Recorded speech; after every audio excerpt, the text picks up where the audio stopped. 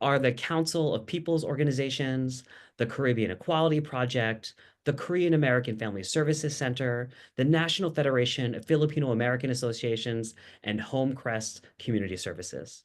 So with that said, I'd like to turn to a brief overview of tonight's town hall format, and so we can go over the rules. As a reminder, AAF's town hall is nonpartisan, so we aim to inform the Pan-Asian community of the issues, and we're not endorsing one candidate over another. We invited all the Democratic mayoral candidates listed on the Board of Elections as of March 1st, 2025. Those participating tonight are the ones who could join us. Before today's town hall, we asked the community to share their questions for our next mayor. And we received a lot of great submissions, and we pulled them together in the questions you'll hear today. The candidates have not seen any of these questions ahead of time. To begin, we will ask each candidate to make a 2-minute opening statement, and the candidates will be selected in the order in which they've arrived onto our screen and into our Zoom. A timer on the top right will indicate how much time is left. Following the opening statement, each candidate will have 1 minute to respond to each set of the next questions, and we're going to follow it through a style that some people refer to as a waterfall. So for the first candidate to answer that question, I will go to the next candidate and the next, and then the second candidate will answer the second question. But don't worry, y'all, I got you. We're gonna have y'all in order. Let's see. And so for the candidates, when I call on you, please unmute. And when you're not a featured speaker, I invite you to keep yourself on mute. Again, we received a lot of questions from the community, and to get through tonight, just please respect the time limits. You'll hear a beep when you have reached your time limit. And at that time, I will invite you to conclude briefly. You'll have a few moments to wrap up. And if you continue much longer, we will mute you and move on to the next candidate. And so finally, for the audience members who are able to attend tonight, we are going to have another opportunity for you to weigh in. At the end of the town hall, we are going to have a ranked choice poll, the results of which we'll release later tonight.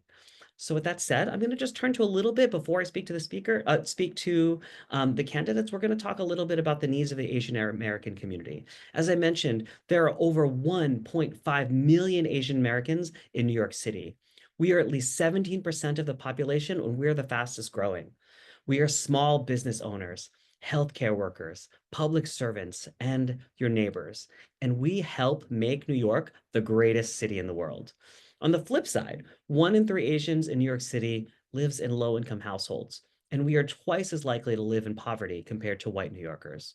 And for vulnerable Asian New Yorkers, remember, 70% of us are foreign-born. So this is a time of deep uncertainty and deep anxiety as we navigate this tsunami of change. And so for us and for all New Yorkers, we need a mayor who is ready to start on day one. So with that in mind, let's turn to our candidates' opening statements. So with that said, I'm going to turn to each candidate. And so I would love for you to introduce yourself and please introduce yourself. And as mayor, what will you offer Asian communities? So with the candidates that are here tonight, we'll start with Speaker Adams, and then I will go to Mr. Tilson, and then Mr. Stringer. And then afterwards, just in that flow, I will direct the next question to Mr. Tilson, then Comptroller Springer, and then back to Speaker Adams. Does that make sense, y'all? Okay, great. So with that said, I'm going to turn it over to Speaker Adams to make a 2-minute statement to introduce yourself and what will you offer New York City's Asian communities. Thank you so much, Andrew. Thank you, AAF, for having us tonight. It is a pleasure and an honor to be with you this evening. And I am Speaker Adrienne Adams. The first Black speaker, I keep saying the first wife, mother, grandmother to lead a women majority in the most diverse city council that this city has ever had. And it has been my honor to serve you in that capacity. We have had the distinct honor of having the Asian community come full out in this council, representing all of our districts as diverse as we are, and finally lending a voice to all of our communities, bringing out communities, particularly your voices, that have been silenced or ignored for all of these years. This council, and I'm sure that you all on this call have seen the way that we have acted proactively in your favor and for your health and your welfare as being valued citizens and New Yorkers of this city. I am running for mayor because we need a change in the city of New York. I keep saying we're tired of the drama, we're tired of the trauma, and I will bring stabilization back to the city of New York, something that we haven't seen in a while. I'm going to speak out against the chaos that this Trump administration has brought to the city of New York. We've got a target on our back, and we have to be ready to roll up our sleeves and fight Donald Trump, fight his policies, fight his tariffs, fight his immigrant mass deportation, and everything else that is bringing harm to the city of New York. I am not afraid to speak up. I speak out, and I legislate the way that I live and the way that I lead. Thank you all for having this wonderful forum tonight, and I look forward to your questions. Thank you so much, Speaker Adams. Next, I will turn to Mr. Tilson. Mr. Tilson, you have 2 minutes to introduce yourself and to speak to how you will be a mayor for New York City's Asian communities. Good evening. Thank you all for having me. Let me summarize my campaign. If you love this city, are worried that it's headed in the wrong direction, and you're looking for new leadership, I am the only change candidate in the Democratic primary. I'm the only one who's not a career politician and who has a business background. I've built half a dozen small businesses here in the city over more than 30 years. I'm a hardcore lifelong Democrat. I grew up in Tanzania and Nicaragua, the child of teachers who met and married in the Peace Corps.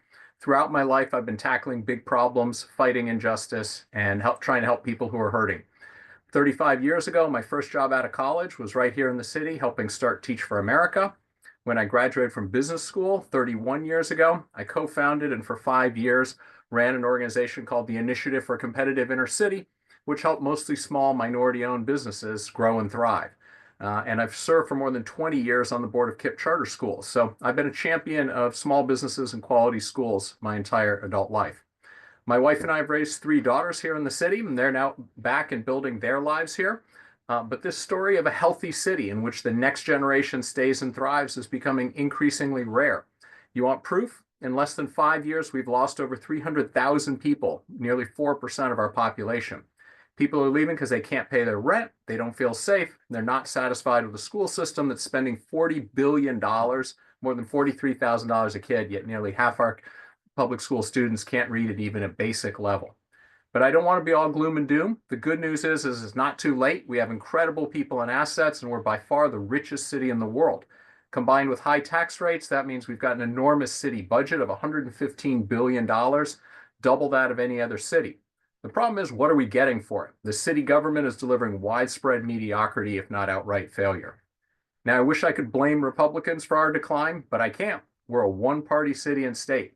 City Hall has become corrupt and bloated and beholden to special interests. It's a toxic combination of bad ideas executed badly. So if you think we're doing great and want another career politician to run this city, then I'm not your man.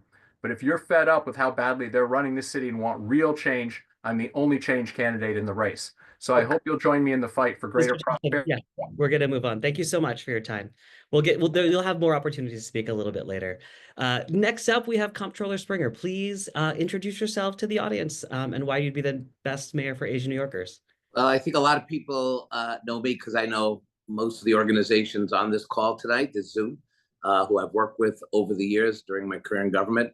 And look, I think we need somebody who doesn't need training wheels to be mayor. And that's why a distinguished career in government is exactly the antidote to the corruption and the minimalism that we see from City Hall. I've served at the State Assembly, and during my time there, I was a firebrand legislator, introduced the first rules reform ever in that body in the modern generation, and won that fight, ended empty seat voting, but also passed legislation that made a difference in people's lives. When I became Manhattan Borough President, I diversified our community boards, making sure that people of all different backgrounds and all different persuasions were able to participate in the planning process in their neighborhoods. Whether it was Chinatown or Washington Heights, people felt the borough president's office in a real and constructive way. As controller, I worked with many of you to highlight the injustice and financial inequity as it relates to the Asian American community. I don't have to tell you, you've told me, an emerging population that does not get reflected in budget discussions, both at the city level and at the state level, and we work together to try to highlight that injustice. I'm running for mayor because this is a pivotal moment in our history. And a lot of people always say about certain moments in time, but the truth is, We need to take back our government, and we need to do the big things that government used to do. We need to build affordable housing, not in piecemeal development, but massive amount of affordable housing so we can represent and keep the next generation of immigrants who are going to come to our city the way we always have. We need to rethink how we educate our children, giving parents with very little resources the opportunity to have the same education as wealthy parents. We need to think about how we build a government that can't be corrupted. This is my life's work, and that's why I'm running. Thank you so much. All right. So with that said, the topic that is on many people's minds is the budget, whether it be the federal budget, the state budget, or the city budget. And as you might know, about 33% or 1 in 3 Asian New Yorkers live in low-income households. And we're twice as likely to experience poverty compared to white New Yorkers. So I will start this round with Mr. Tilson. If elected mayor, how will you protect vital safety net programs that may be affected by budget cuts? Thank you. I think that we have, the problem is not how much money we have. We spend twice as much as any other city in the world. If New York City were a state, it would have the 13th largest population and the 4th largest budget. The problem is where is that money going? It is this city. I am a business person. I know bad management when I see it. And I can see enormous amounts of money going in and a trickle coming out in mediocre, if not worse, services. So the first place I would start is in the school system, which is 37% of our budget. I've worked closely there from my days at Teach for America and KIPP charter schools and working under the Bloomberg and Klein administration. There is enormous bloat there. And we are, but no, I wouldn't stop there. I'm going to appoint business people and people who know the system. Oh, I guess I'm getting cut off. Sorry, these are 1-minute answers, right? Yeah, 2-minute yeah. opening statements. Yeah. Well, don't worry. There's some more time. We have some other questions, so we'll come back Okay, to. we'll come back. All right. Comptroller Springer, same question. If elected mayor, how will you protect vital safety net programs that may be affected by budget cuts? I believe you're on mute, Comptroller Springer. Can take 5 seconds off.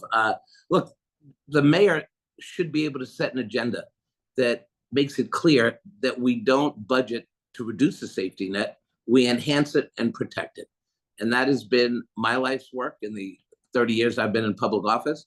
But I also want to just talk in the short time I have about how we not only think about budgets and government money, but how we bring the next generation of entrepreneurs in this community to the forefront. Women and minority-owned businesses have been discriminated by city agencies.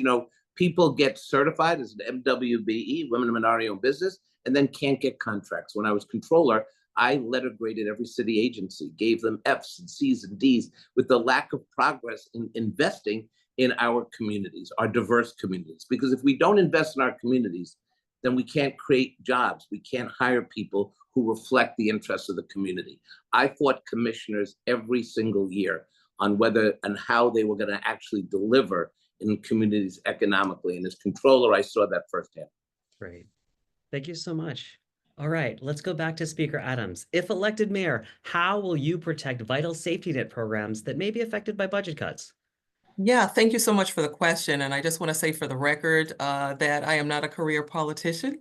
I spent almost 2 decades in corporate America teaching executive management to those that will probably make more money than I will ever see in a lifetime.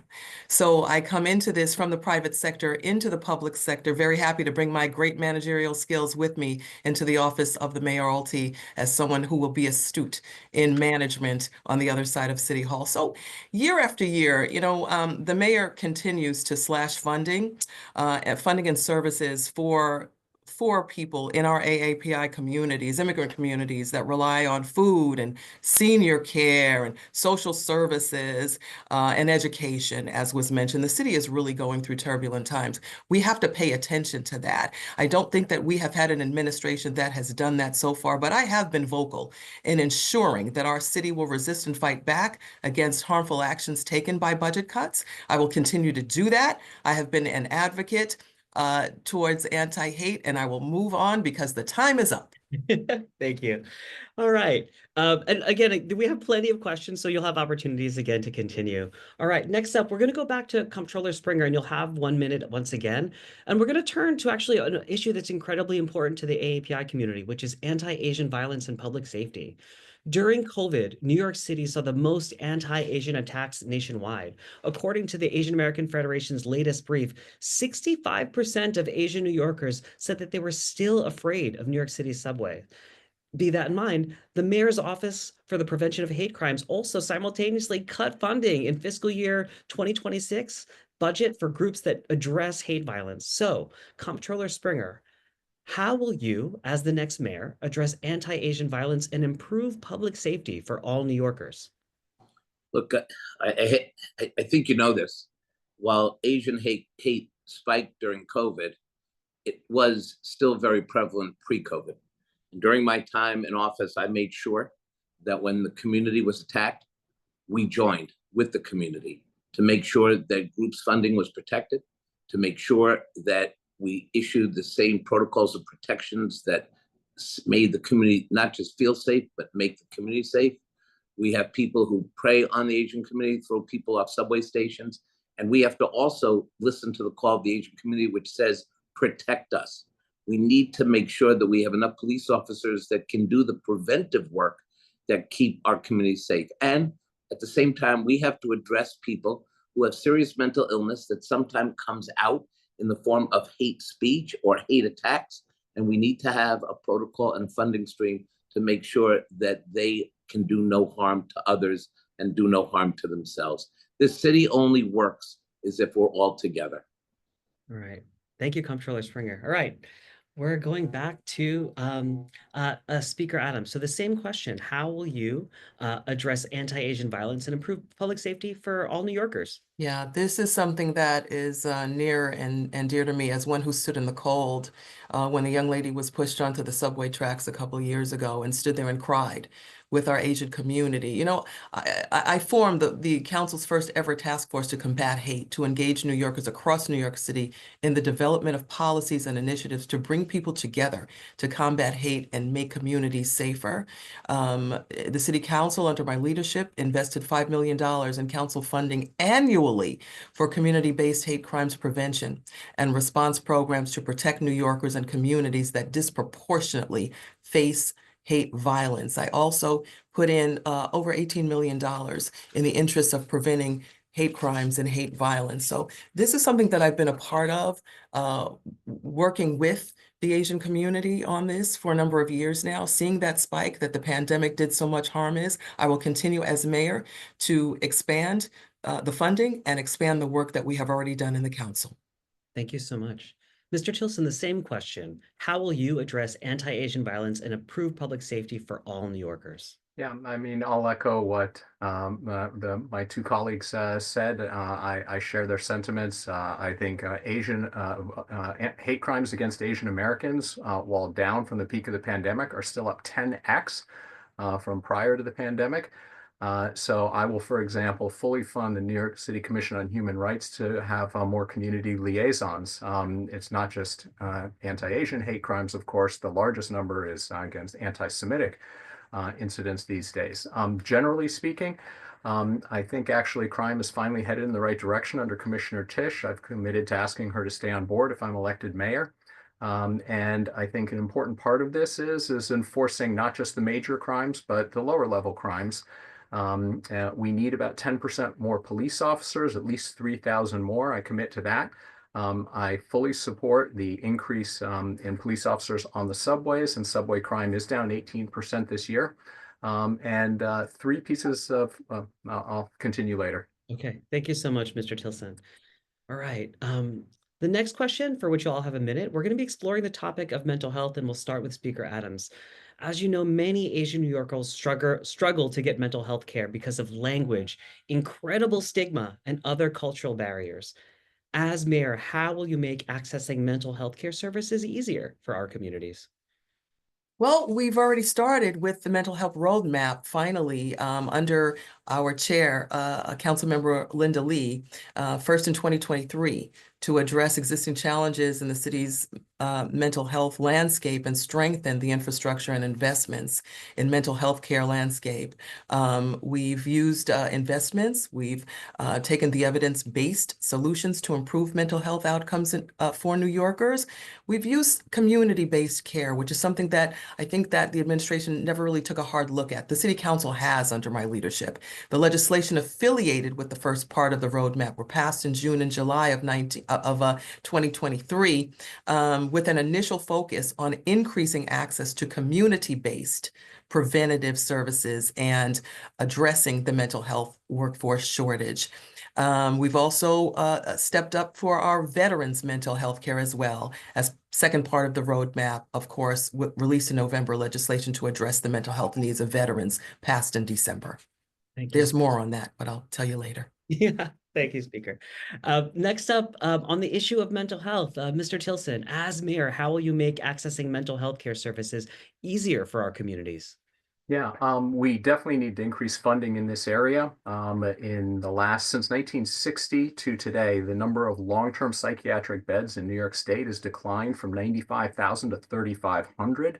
And when I asked where did these patients go, patients who need long-term care, someone said, an insider said, we gave them bus tickets to the Port Authority. So we're seeing those consequences out on our streets. I think right now the budget is being held up because Governor Hochul correctly wants to strengthen the involuntary confinement laws, because many of these people are not capable of making good decisions for themselves and caring for themselves. And that really should be the test, not the current test. Are they in immediate danger to themselves or others?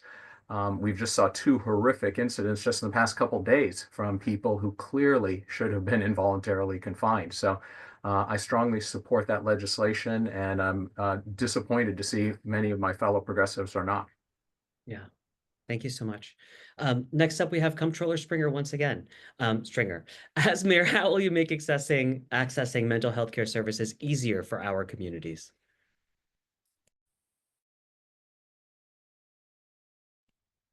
You're on mute again, Comptroller.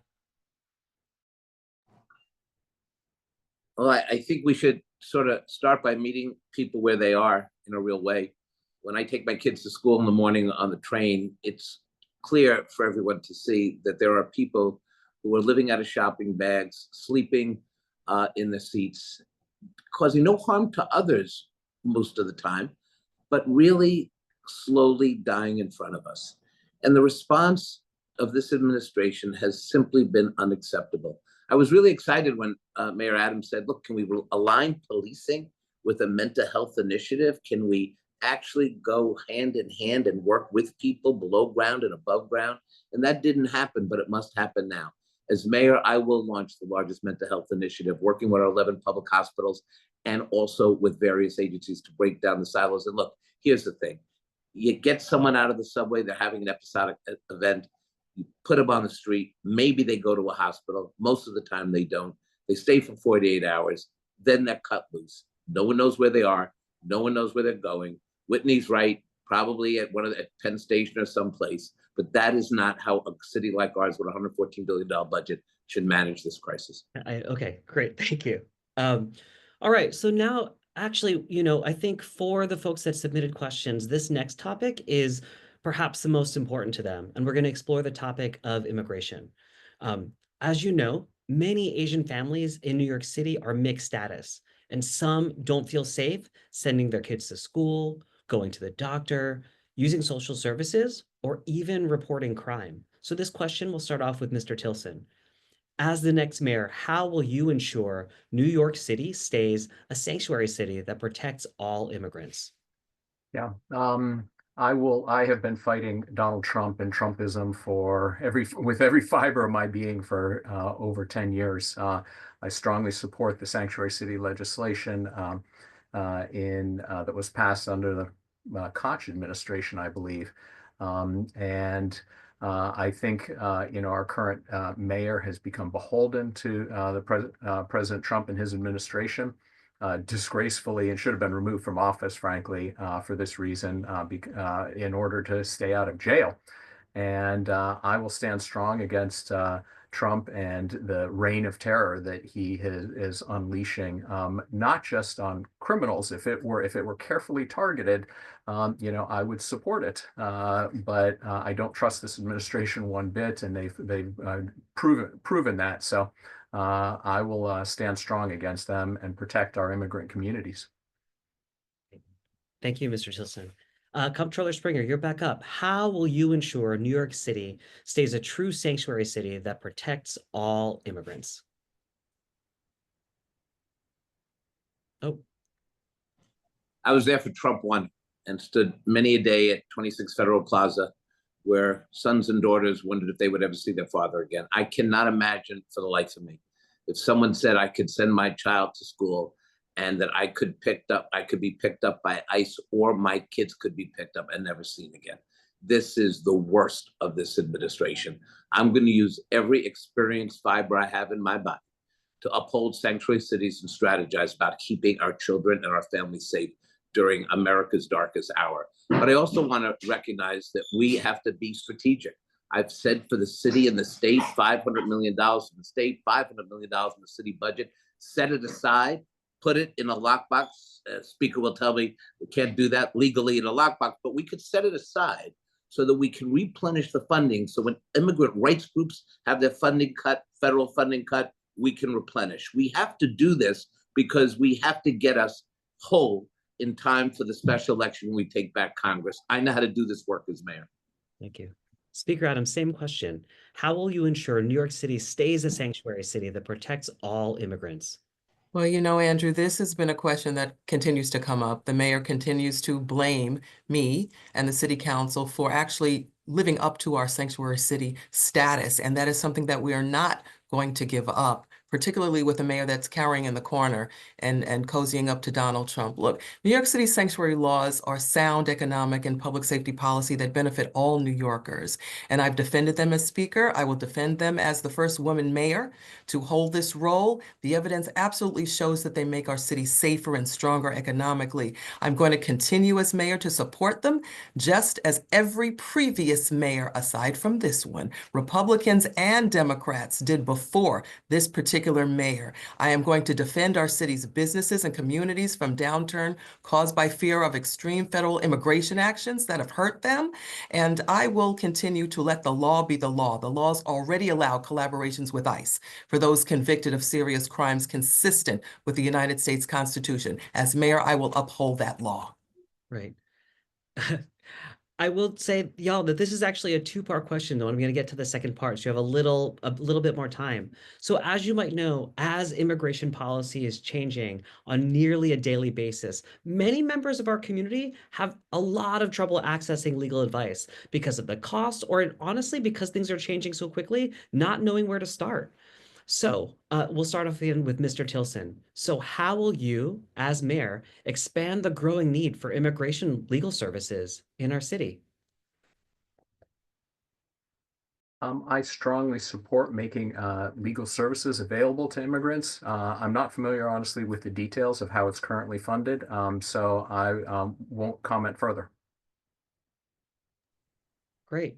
Thank you so much. I'm going to turn to Comptroller Springer. How will you expand the growing need for immigration legal services in our community? Oh, When you have a growing need, then you have to expand the services. And I would commit to that very strongly. Look, we have a two-pronged thing going on. We want to expand the services because the need is so great, but yet in our budget codes, the federal money that we're losing for a lot of these programs that hire lawyers and immigration lawyers, we're losing that funding that's already been appropriated. So we have, and I'm going to go back to what I said earlier, we must have a mechanism to replenish those vital programs, because if somebody loses a lawyer, if somebody has an organization, a community-based organization, whether it's Asian-based or based of so many different wonderful, diverse communities, they lose their ability to fight back. And once that happens, they are in a very dangerous position. I think a mayor has to be strategic at this moment. The next mayor is going to have to literally play chess, not checkers, with the federal government. And again, our success will be, can we take back Congress and begin to unwind some of this injustice? Thank you, Comptroller Springer. Next, same question for Speaker Adams. How will you expand the growing need for immigration legal services in our community? Yeah, provide the funding that's necessary to do that, and working on my fourth budget right now, the only candidate in this race that has worked on 3 successful city budgets, now working on my fourth. I'm going to continue to put the funding in from the council level. There are some things that we just need to baseline once and for all.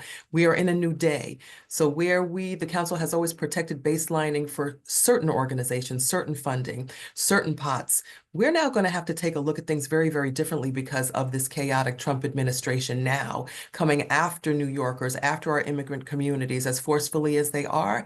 So in working with this budget, the fourth one, my focus, again, is going to be on prioritizing the needs right now that New Yorkers have, particularly with the need for legal services. We have got to up that funding where funding is due, and we will reprioritize. And of course, this will stay in effect and expanded on when I am mayor. Thank you so much. All right, we're going to move on to another topic, which is language access, and we'll start with Comptroller Springer. Many Asian families count on social services for things like for help with housing, food, healthcare, but they often face language and cultural barriers. And as you might know, there's a recent federal executive order declaring English as the only official language, and with that, there's increasing concern. So, Comptroller Springer, how will you ensure all New Yorkers, no matter what language they speak, can access city services in a way that's fair, respectful, and truly meets their needs? Oh, I'm never going to get this, am I? When I was city controller, I worked on this issue a lot because there was definitely a correlation between lack of language access and discrimination. And when I urged the then mayoral administration of Bill de Blasio to hire the city's first chief diversity officer, and he refused to do that, I hired the city's first chief diversity officer at the controller's office. I finally got the city to agree that chief diversity officers are not just people in name only, but they do work on issues like language access, like MWBE funding. And the reason we needed to place people in agencies is because every agency was having their own issue, according to my audits, as it related to access and also expanding access, given the great diversity of our neighborhoods. As mayor, we have to recognize that people have to communicate. And it's not just language. It's also, do you have the technology in your home to access the services the city should be providing you? I think we have to rethink that for our struggling communities and our immigrant communities. thank you. The next, same question to Speaker Adams. How will you ensure all New Yorkers, no matter what language they speak, can access city services in a way that's fair, respectful, and truly meets their needs? Well, Andrew, I'm sure you know this. Under my leadership, the City Council has done so much when it comes to funding for adult literacy programs. We restored $10 million for adult literacy programs and over $3 million for community interpreter bank and language service worker cooperatives in FY25. That's something that's unheard of, never been done before, but that actually done under my leadership in the council. The NYC Community Interpreter Bank centralizes interpretation services available to immigrants across all 5 boroughs, and that bank actually recruits and trains and dispatches interpreters to city-funded legal service providers and community navigation sites and city council officers. Those interpreters are actually fluent in the most commonly requested languages across the city, and they do help ensure that every immigrant in the city can access services and information in their preferred language. Again, something that's never been done before. This council is nuanced. We're going to continue to expand on that when I'm mayor. Thank you. Thank you, Speaker Adams. Back to you, Mr. Tilson. How will you ensure all New Yorkers, no matter what language they speak, can access city services in a way that's fair, respectful, and truly meets their needs? Yeah, well, I will do what I plan to do with most Trump executive orders, which is ignore it. They are not binding on the city, and I believe New York should make its services available to people of all languages, I suppose, with some reasonable limitations. I understand there are 150 different languages spoken, for example, in our public school system. So there's some practical limits, I suppose. But speaking of the school system, we may be coming to that later. But I think particularly meeting the needs of children in our school system by focusing, there are two big teacher shortage areas in addition to science and technology and math, which is ELL and bilingual special ed. And those are particular areas that I will focus on investing more in. Great. Thank you so much. All right, next, we're going to start with Speaker Adams, and we're going to explore the topic of small business. So a recent Asian American Federation report showed that AAPI-owned businesses play a huge role in our city's economy. These businesses can bring in up to as much as $72 billion a year and support over 327,000 jobs. But they have to deal with the rising costs in an unpredictable economy. Needless to say, tariffs are an issue, tough government rules, and finding skilled workers, especially with dramatic changes in immigration policy and enforcement. So if we wanted to focus on our small immigrant owned businesses, what as mayor would you do to support those businesses, those business owners and their workers? There's been so much talk around small businesses lately.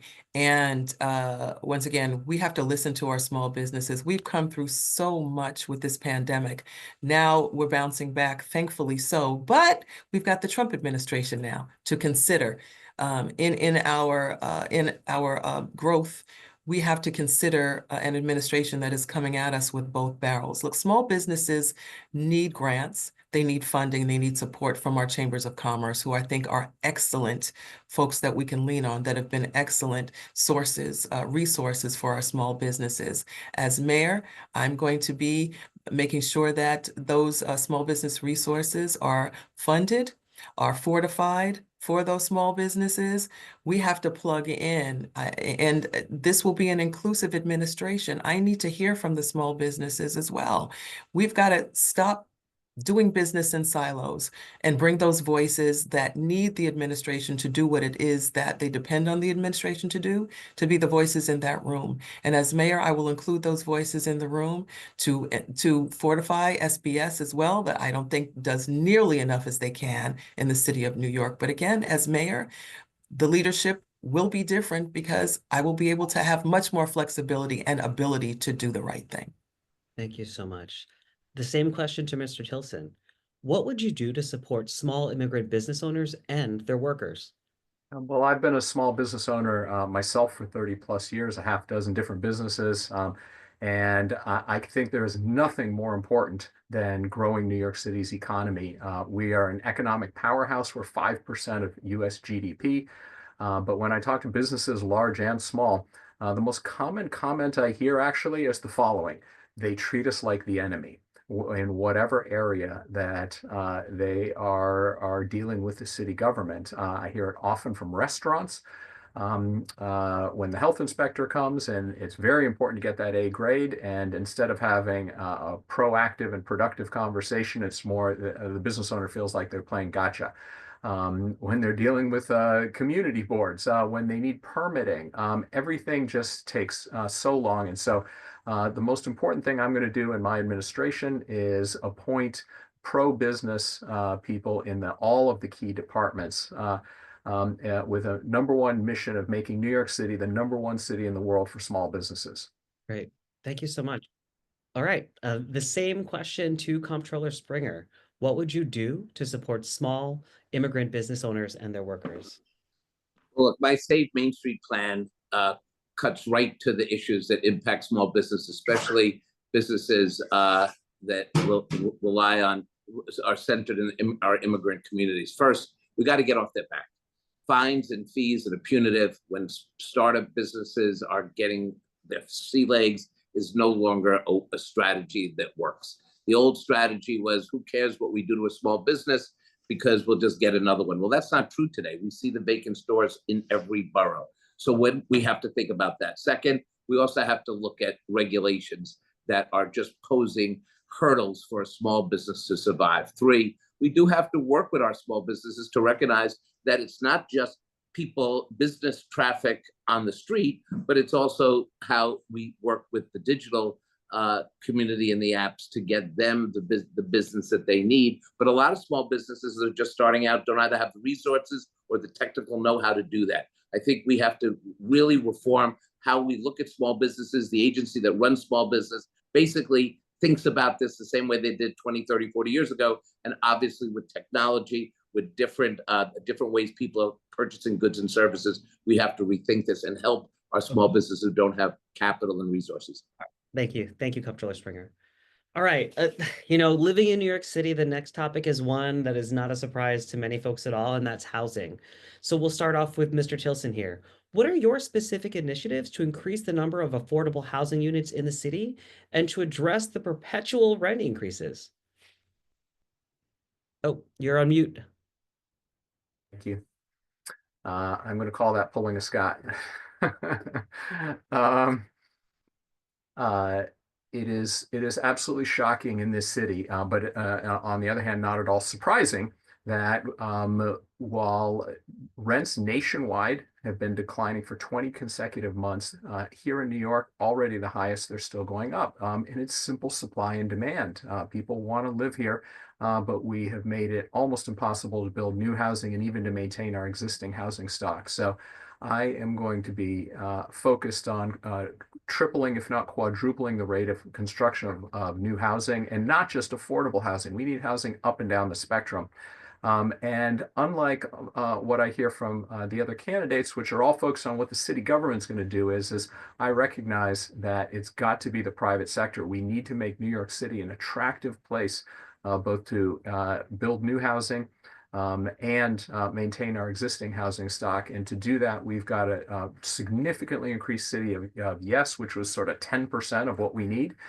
And I'll stop there, but there's a lot more. Thank you. All right, next, same question for Comptroller Stringer. What are your specific initiatives to increase the number of affordable housing units in the city and to address the perpetual rent increases? Just did a Tilson. I'm ready to go.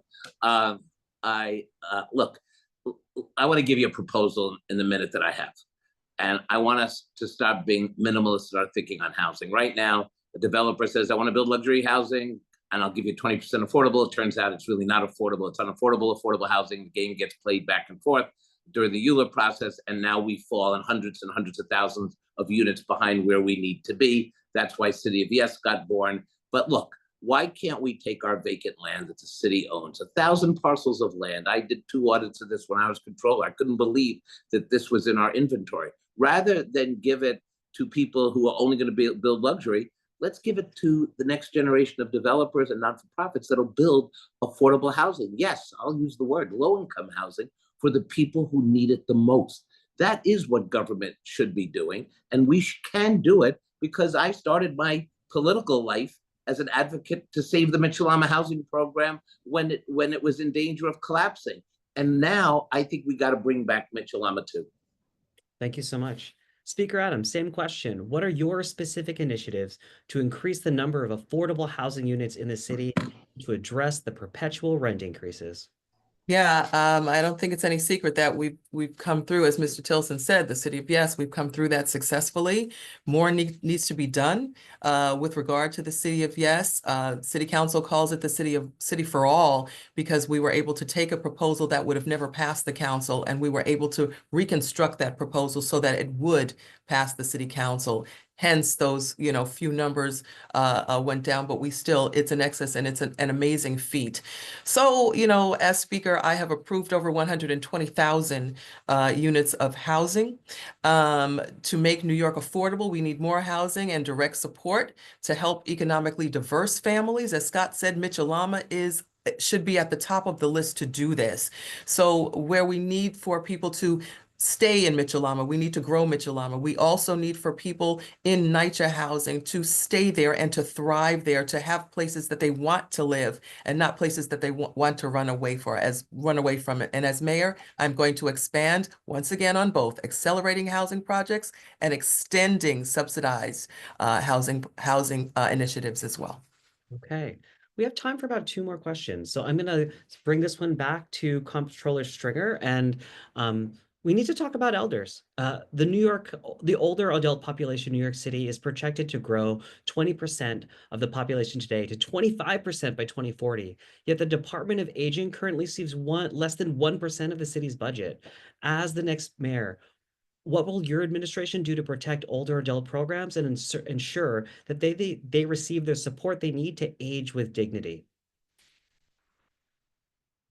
Oh, you gotta unmute. I was on it for a while.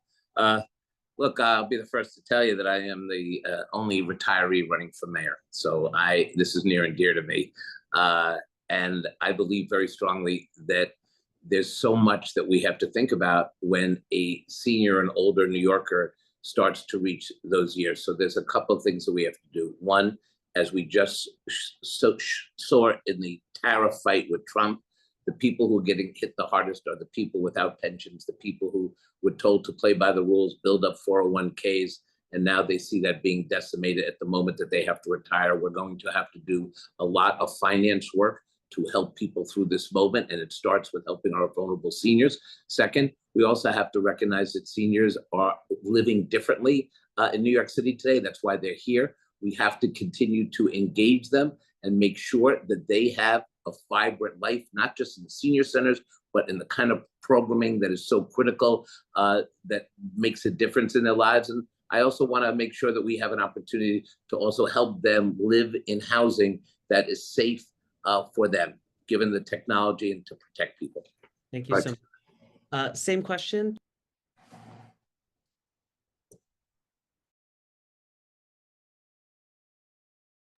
You're now muted. Andrew, you're muted. So I did it. There you go. All right, Speaker Adams, what will your administration do to expand older adult programs and ensure our elders receive the support they need to age with dignity? Well, Scott says he's the only retiree. Scott, I'm not too far behind you, buddy. Just saying. So all of this is in our best interest, right? We all want to be our seniors. I call them the jewels of my community. So what we've done, and what I keep saying, what I will expand on as mayor, is we have done Age in Place 2.0 in the council, and we passed legislation to expand services and resources for the older adult community, continuing the efforts to support the city's growing seniors, which some of them don't like to be called seniors, by the way, everybody. It's older adults. So let's get the vernacular correct. The approved legislation would actually provide information for older adults regarding their rights against employment discrimination and workforce program. They still want to be involved. I also passed legislation to study NORCs and NNORCs, requiring DFTA, as you mentioned, Andrew, to submit a 10-year aging in place plan. DFTA needs more financing, and this is what our commissioner continues to tell me every single year. We need a mayor, me, who will put our older adults first. Thank you so much. Mr. Tilson, same question. What will your administration do to expand older adult programs and ensure our older adults receive the support they need to age with dignity? Yeah, when I'm talking to elderly folks, the most common thing I hear is they are particularly vulnerable to feeling unsafe because they can't run away, perhaps. They feel particularly vulnerable. So I'm just going to come back to what I've been fighting for in terms of particularly the quality of life crimes that really affect the elderly. I think Commissioner Tisch is exactly right, is to create a special task force focused in this area. And another area, we talked about involuntary confinement for the mentally ill up in Albany. The other thing holding up the budget right now is fixing the discovery reform law, which has resulted in a revolving door for low-level crimes, very high recidivism. Another area that we're going to fix. All New Yorkers will benefit from that, but particularly the elderly. Great. So thank you all for your time. We have time for one last question. And what I would like to do is give each of the candidates 2 minutes to answer this one. And we'll start with Speaker Adams, then Mr. Tilson, then Comptroller Stringer. So Speaker Adams, if you're elected mayor, what are the top 3 measurements people should use to judge your time in office at the end of your term?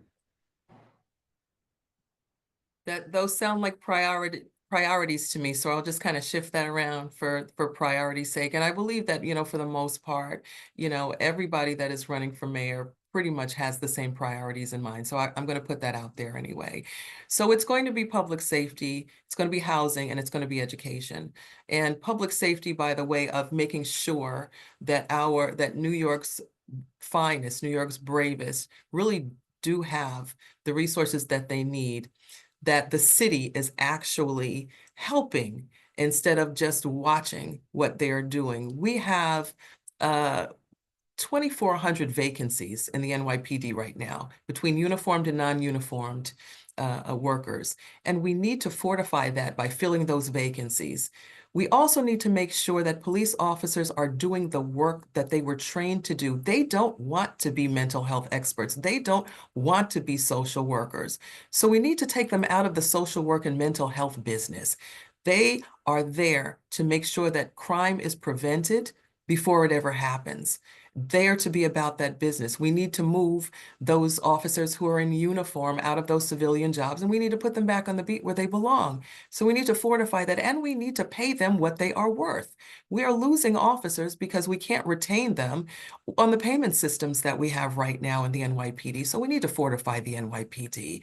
We also need to take a look at our education systems. We are losing our families because they can't afford childcare. So as mayor, I would also take a look at subsidizing some of that child care. I want my children and grandchildren to stay here in New York City. I don't want them to move because they can't afford child care. So as mayor, I would make sure to prioritize that, as I have in the city council as well. And also in taking a look at housing, well, needless to say, the affordability is the buzzword of the day. In the city council, we have done that. As mayor, I will expand on building housing for those who have no place to live.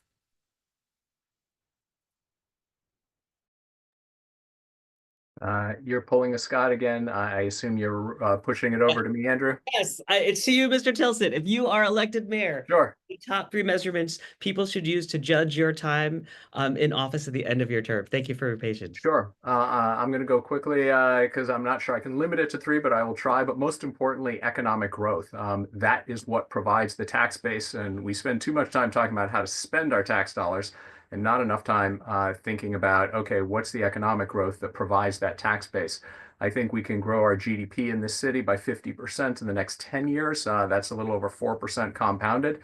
And so that's certainly one measure. I want to see that translating into jobs and rising wages. I want to make the debate over the minimum wage irrelevant because there's so much demand for labor from these growing businesses.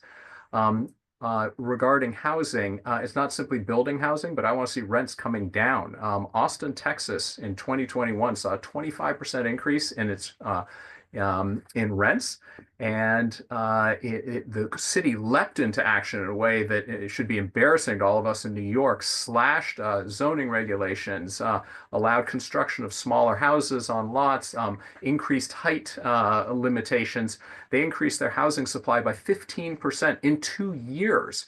While we're still tying our sneakers, they were racing ahead. They dropped their rents in Austin, Texas are down by 22% since then. So I want to see not just flat rents, but declining both rents and purchases. I said early in the campaign 6 months ago that we could drop crime by 50%, and people laughed. And lo and behold, this year, murders are down 35%, shootings are down 23%, subway crime is down 18%, because Jessica Tisch, who I think has done an amazing job, is managing the police force better, enforcing quality of life crimes, et cetera. And lastly, I want to talk about schools. I'm sorry that didn't come up. I think the specialized high schools that we have in this city are gems, and I would not mess with their application admissions criteria. And we need to build more of them, though.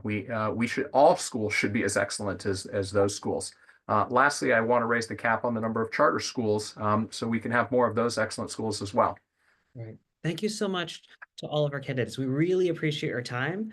And as I mentioned at the beginning, before we wrap up, we've got something fun and important for you to do. I think you're missing one last person. You're missing a candidate, Andrew. Scott Stringer, I'm so sorry. Comptroller Stringer, please go ahead. Do you need the question again?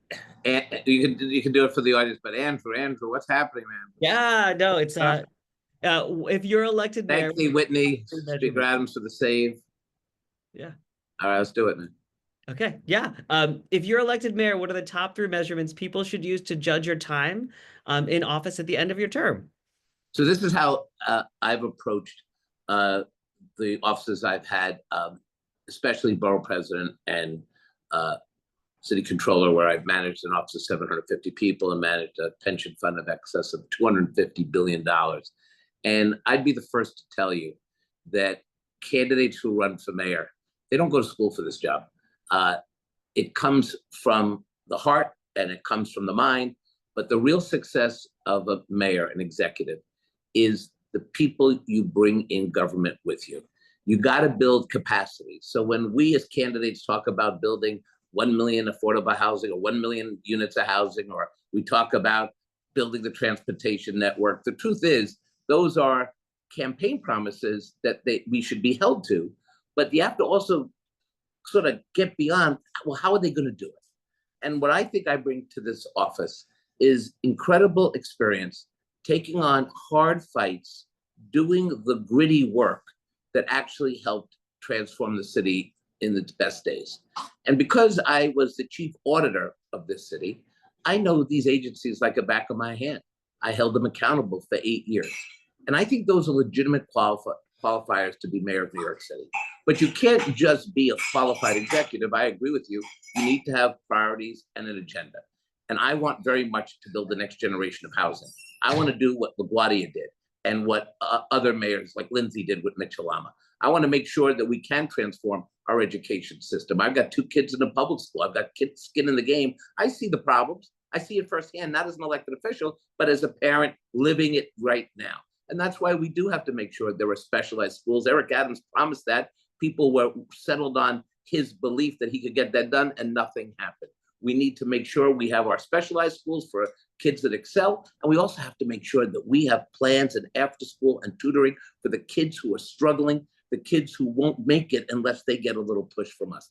If we can restore a government that is not corrupt, I believe that that will be the legacy. We need to have honest and clean reform government. I think I could do that. Thank you so much. So that puts us at time. Thank you so much for our candidates that have joined us tonight. We really appreciate it. And now is the proper opportunity for us to say that we appreciate all of your time. And for the audience members that are here, now is your opportunity to make your voice heard. You'll see on the screen that we will have a QR code for people to scan. Based on everything you've heard tonight, who do you think should be the next mayor of the city of New York? You can rank your top picks to see where the AAPI community stands. The poll is officially open right now. And as we wrap up, I just wanted to make a couple quick announcements. As you know, it is city budget season, so we urge you to call your council members. And as we mentioned, there are cuts to the Office of Prevention of Hate Crimes, and we need you to demand that they maintain increased funding for initiatives to ensure that Asian New Yorkers have access to safety services. We want you to look out for Ballot Builder, AF's civic engagement tool created by Branch Logic to share information about what's on your ballot in 8 different Asian languages. This tool will be used during the primaries and it'll be available this May. Of course, remember to sign up for AAF's newsletter and follow us on social media to get the link to use Ballot Builder, which is free and accessible by phone. And of course, this would not be possible if we did not thank the candidates for mayor. We have, of course, Speaker Adams, Mr. Tilson, and of course, Comptroller Stringer. And of course, we want to thank the community for participating in the virtual town hall. That includes, again, the candidates, the folks in the AAPI Power Coalition and the AAF team, including an especially lucky AAF's Senior Civic Engagement Coordinator for their work behind the scenes for putting this together. So in the moments we have left, please continue to scan that QR code so that we can take that poll. We will release the results of that later. So for everyone who's out there, please stay safe and civically engaged. Remember to vote in our straw poll. And of course, in the primaries in June. So keep your eyes peeled. Thank you so much and have a good night. And thank you. Take care, everybody. Stay safe.